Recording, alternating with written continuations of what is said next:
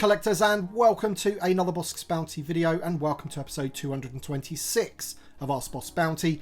This is the weekly Q&A series where I answer your questions. So if you do have a question for next week's episode and you want to be featured in the video, be sure to leave that question in the comments section of this video. And as I said, hopefully you'll be featured. The more questions I get, the more this series carries on. So thank you to everybody that always leaves a question. While you're down there, hit the like button, subscribe if you are new, and with all that being said, let's get on to the first question. Bill Matzaw says, hey Boss, question for next week. Now that you have over 200 episodes, have you ever considered doing a shout out to the vintage collection figure with the same number as your episode? Almost like a brought to you by kind of feel. Well, Bill, I haven't ever thought of that before, but I do love the idea, so it's something I'm going to be doing each week.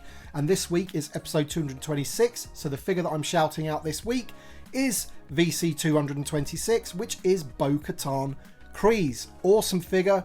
Really glad when this one got announced, and we are getting another one. It has been pipelined. She's going to have a different pauldron, and I can't wait to see the card back that they're going to be using for this new Bo-Katan, and maybe it'll be something that we see in the very near future. Sooner than you think, perhaps. Marty McWi-Fi, which is a great name by the way, says, hi Tim, question for next week. With the Return to Tatooine campaign, do you think we'll see a Vintage Collection Max Rebo and Band? I have the Power of the Force version in my barge and would love to upgrade. Also, with the release of Jabba for the Throne Room, do you think we'll get new figures from Jabba's court, including a re-release of the Gamorrean Guard or possibly a Rancor? Cheers. Well, even though I do think the Return to Tatooine campaign could cross over into other media, such as The Mandalorian perhaps, I don't think we're going to get anything more from Return of the Jedi. That's just my personal opinion, only because of the Return of the Jedi 40th anniversary that was last year and the amount of product that we got from the Return of the Jedi. I honestly think the Return of the Jedi, for a little while anyway, is kind of in the rear view mirror. I have brought out the Power of the Force 2 Max Rebo there. I do have the vintage Kenner one as well, and I'm pretty sure they use the same mould in actual fact. So this Power of the Force Max Rebo, as you say, is pretty dated. However, do you really need him to do much more than that? I'm not so sure. I think he looks pretty good. And obviously the Power of the Force one's really blue as well. Unfortunately, my vintage one, isn't quite as blue as that one. I've also put this guy as well next to this one because obviously, this is the sort of thing that we'd want for, Jabba-centric characters for Return to Tatooine. But I just don't think it's going to happen, buddy. Mr. Mola3295 says, hi fella, question for next week. I know all of the focus is on the Cantina at the moment, but for the future, what do you think of a Jedi Council diorama for next year's HasLab?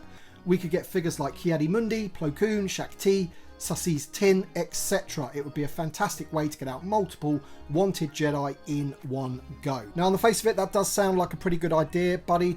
As you say, a good way of getting all of the Jedi out there. However, I don't think HasLabs tend to do that. I mean, the Cantina is an exception. We potentially could get 6 figures within the HasLab, but that is pretty much unheard of. And even after that, we're still going to need quite a few Cantina aliens to populate our cantinas with. Luckily, there has been a few over the years, but we also need Hasbro to step up and give us some of the other ones as well. I don't really see a Jedi Council diorama being sort of interesting enough happening. At the end of the day, it's just 12 people sitting on chairs at the end of the day. And also, you wouldn't really want all of those very cool Jedis paywalled behind an expensive HasLab necessarily. But I can see what you're thinking there. I think I'd prefer it how they've done it before, where you get like a piece of it and maybe there's like 4 or 5 parts and you get maybe 2 or 3 figures per part. So you get a couple of chairs, a couple of figures, but they make sure that the figures are updated and, up to today's standards. I think that's probably the better way of doing it. Everyone gets a chance to get it then, and they can concentrate on something bigger and grander for the next HasLab. Nikki Jackson says, hi Tim, love the channel. I've been following for many years. Thanks for all you do. Question for next week. Is there some way we can get Hasbro to prevent the Ring of Death issue happening on so many figures lately? I feel this is likely a result of the thicker cardstocks getting shoved into existing shipper boxes, which don't accommodate for the change in thickness.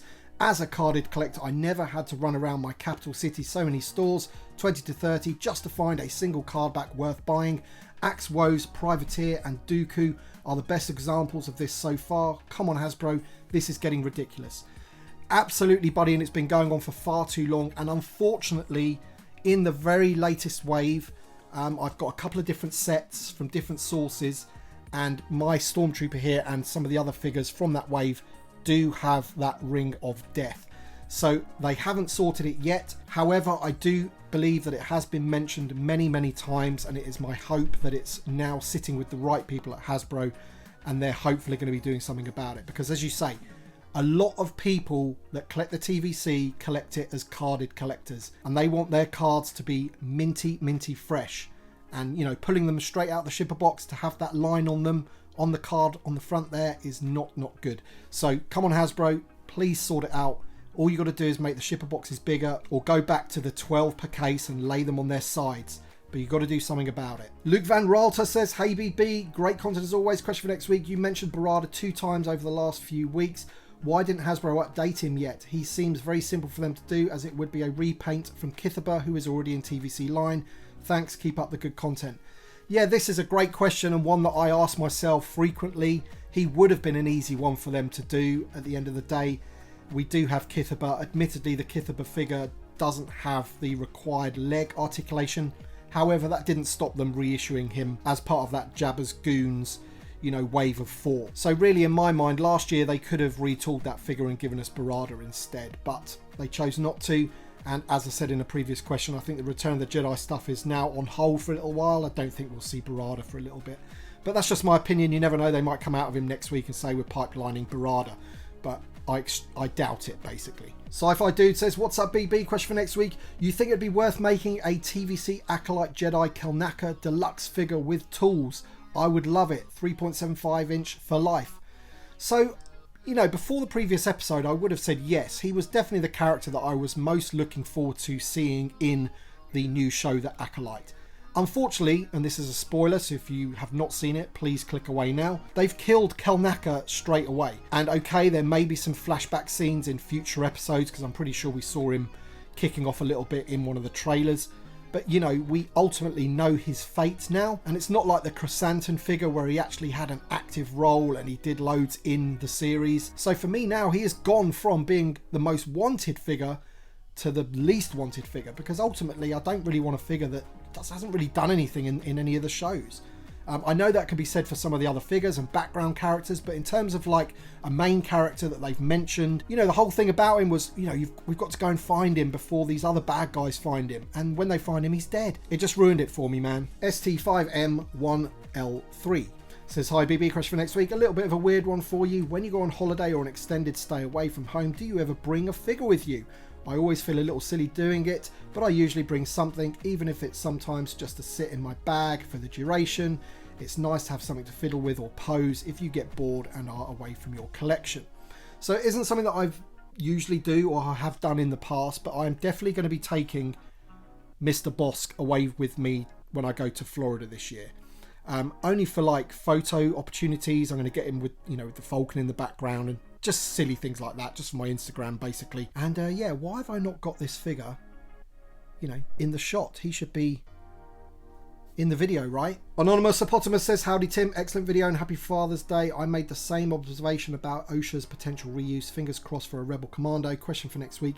You brought up a great point about the current OT X-Wing in TVC. As a kid, I remember having a similar X-Wing from the Saga line in 2003, 2004, and even then being baffled with how floppy the wings were. The recent OT X-Wings in TVC suffer from sharing the same wing deployment mechanism that is at least 20 years old. What are the chances we get a new OT X-Wing with a wing mechanism as solid as the Poe Dameron X-Wing from 2019? The recent release of X-Wing pilot Luke gives me hope. Cheers. I honestly don't know what the possibilities of that. I would say probably slim at this point. And the fact that they brought out X-Wing pilot Luke giving you hope, unfortunately, I don't think that's the reason we've got that figure.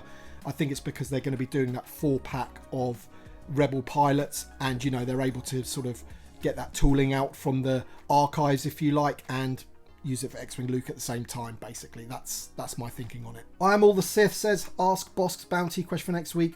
Would you want every Cantina patron on a card back, or have 4 named characters in a 4-pack? So it really honestly depends. I think some of the really background characters, like the other 2 Rhodians that we have in there, for example, I really don't think they need their own card back. And there's other Cantina aliens that don't need those card backs either. However, some of the Cantina aliens like Labria, for example, that have been front and center on the screen, Hammerhead, Hammerhead for sure, because he's original 96, but Labria especially, you know, ones that have had front and center shots, those for me need to be on card backs. And that's kind of how I think about it. However, if it was a choice of having the figures in a, you know, character 4-pack loose rather than not at all, then I'd pick the figures all day long. Molcule says, hey BB, great videos as usual. Question for next week. Now that we have the Cantina HasLab and we've had the Jabba Sail Barge, the Ghost and the Razor Crest, we have seen A New Hope, Return of the Jedi and post-original trilogy HasLabs. What would you like to see as the next HasLab? I would like to see something from Empire Strikes Back, maybe a Star Destroyer bridge playset or Hoth Echo Base command center, or a proper Bespin Carbonite freezing chamber. All three have several TVC figures that could easily fit into the playset. Imperial Officer 4-pack for the SD Bridge, Rebel Hoth Soldiers for Echo Base, and there are several Bespin figures already available, security guards, cloud car pilots and Ugnaughts, etc. What are your thoughts? Yeah, I mean, for me, I feel even though we still haven't actually got the Ghost in hand and we're still trying to get the Cantina to fund it, it does seem a bit strange thinking about the next HasLab, but you know, we can dream, right, that the next HasLab is once again vintage collection, and I feel that next time I would want to go back to it being a vehicle. I'm not really that bothered about which media it's necessarily from, but I would like another big vehicle. Some that I've always wanted are, you know, the Sandcrawler. I know a lot of people think that's boring, but I personally think a Sandcrawler would be really, really cool. I've always wanted the U-Wing from Rogue One. I think a proper scaled version, one of those. We've got all the figures for it, or at least most of them, and it'd be a way to get Bodhi and Baze out as well, which would be great. Or the Bad Batch ship. The Marauder, is it called? That would be a great one as well. I mean, I know there's a lot of people that would like that. The only issue that I have with the Marauder is that people think, you know, that's the way to get the Bad Batch figures. And I don't really want the Bad Batch figures or, you know, repaints of them being behind a paywall HasLab, you know, just to get that ship. I want Hasbro to give us the Bad Batch figures out in the main line, first and foremost, without the need of a HasLab, you know, project, basically. But those three spring to mind when I think about what I want the next HasLab to be. JLoss5 says, hello friend, I was wondering how much would collectors want the Lars Homestead and a few pack-ins like they've done with the Legacy set. I would like to see more moisture evaporators and some Womp Rats, and they could do Uncle Owen and Aunt Beru. I'd like to hear your thoughts, BB. Thanks. I'm with you 100% on it. I don't own the Legacy Collection version, and I think it could be improved upon anyway. I think a Lars Homestead playset would be awesome, and as you say, great to get some accessories there like the moisture evaporators and some creatures like the Womp Rats. That would be fantastic. And I am 100% getting an all-new Uncle Owen and Aunt Beru. I think they're well overdue as well. We're getting the new Luke Farm Boy, so I think that's a natural thing to have. You could maybe also use the tooling for a younger Owen and Aunt Beru as well from Attack of the Clones. So I'm up for either of those. Lars Homestead, fully on board. Daniel Spencer says, hello there, new to your channel, love it, wish there were more collectors like you. Question for when you can. I am one of those crazy collectors that got 3 of this HasLab. That aside, my question is, do you think this would have hit its original mark plus the tiers if these figures were all on the Power of the Force cards with the coin like they did for Yakface with the barge? That way then collectors would truly have a one-of-a-kind carded figures that could be released later on classic cards. What do you think? I've got to say, no, I'm not too sure about that. I think that the card backs that they're giving us are going to be exclusive to the HasLab, you know, and I do like the Star Wars Chase. This one here is actually one of 2 that were gifted to me by GA, who is a regular commenter of the channel. Thank you very much again, GA. And I love the Star Wars Chase, and I think, you know, the Tonica Sisters have to have that, in my opinion. Those Power of the Force cards came out later on and from the most part had Return of the Jedi figures on them, right? But so no, I don't think that would necessarily push it over the line. I think the ones that we're getting, Wooher and the 2 sisters on those Star Wars cards, they are going to be exclusive to the set. And not only that, the figures are going to be exclusive to the set. This is my understanding anyway. If we hit the tiers, those other 3 figures, Greedo, Labaran and Ariel Shush, those could potentially be reissued on different card backs after the HasLab campaign has finished and further on down, you know, in the years to come. So I think it's a big enough pull, those 3 alone being exclusive to the HasLab, and everyone should get it that wants one. And Joan Anderson says, hi BB, love the channel and have done for many years. Question for next week, how certain is it that the Tonica Sisters and Wooher won't be available down the line and only exclusive to this HasLab? I haven't backed it yet because I can't figure out if I need to back 2, since I want those figures loose and carded, and also don't want to back 2 for them just to release them on different cards. So as I said in the previous question, from my understanding, what they've said, these 3 figures, the 2 sisters and Wooher, are going to be exclusive to the HasLab and will not be released any other way after the fact. That is what they've said. If they break that promise, then obviously I can't help that, but this is what they've said. The other 3 figures, the stretch goals, as I mentioned just a minute ago, those could potentially be reissued on different cards outside of the HasLab. Collect says, awesome video, hoping personally with the return to Tatooine, I really hope it's split up between the Cantina and other medias from both films and series. With that said, question for next week, outside of the OT, which are your top 3 or 5 Tatooine figure wants? Mine are Watto from episode 1, the Jawa Chieftain, Owen and Baru, and a Manaman. You see, you've stumped me there because obviously you've said outside of the OT, but then you have listed a Manaman there, so you're cheating a little bit, and I'm not allowed to do that. So now I've got to think of 5 that I want outside of the original trilogy. Well, then for me, it's got to be characters like Little Anakin, Watto, the Pike Syndicate Trooper. That's 3. EV-99, even though she is original trilogy, she was the barman person of the Cantina in, what was it, The Mandalorian? I think it's The Mandalorian, yeah.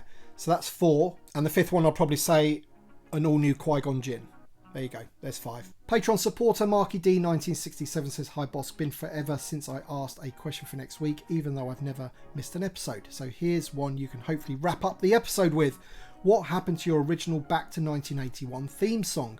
The new one is okay, but the original is vintage and a classic. Can you bring it back? So I would absolutely love to. The problem I had with that piece of music, even though I used it for, I don't know, maybe 3 years, maybe even longer than that, I started to get copyright issues with it.